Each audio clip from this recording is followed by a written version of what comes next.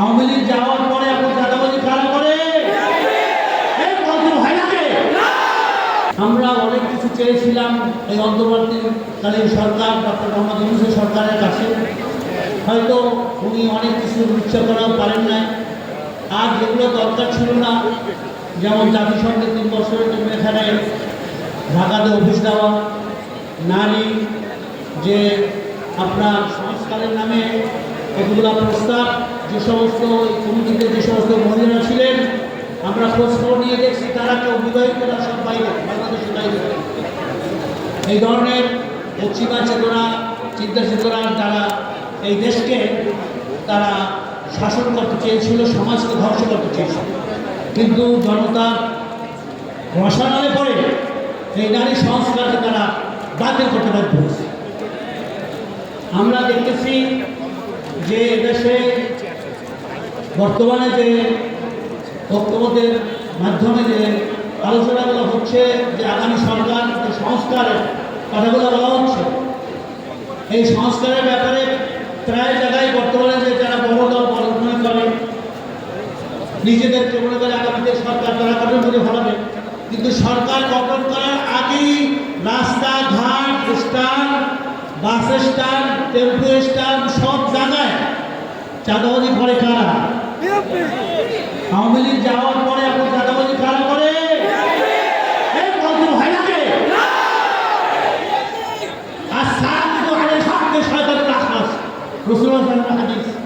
হকের ব্যাপারে কোনো চুপ থাকা যাবে না। আমি বলি না, বলতে আসি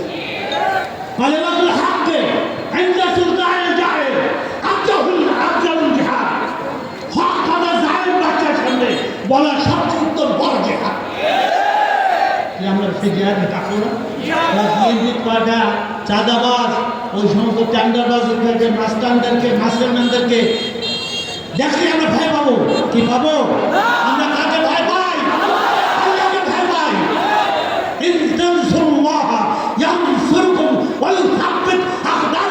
আল্লাহ নিজে বলে, তোরা যদি আমার দিনের উপরে থাকো আমি তোদেরকে সাহায্য করবো।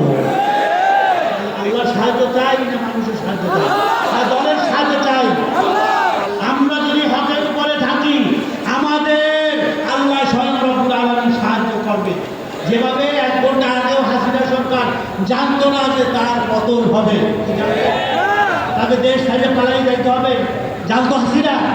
সে খালি প্রায় বলতো আমি সেকেন্ড বেরি, আমি বাংলাদেশ ছেড়ে কোথাও যাব না।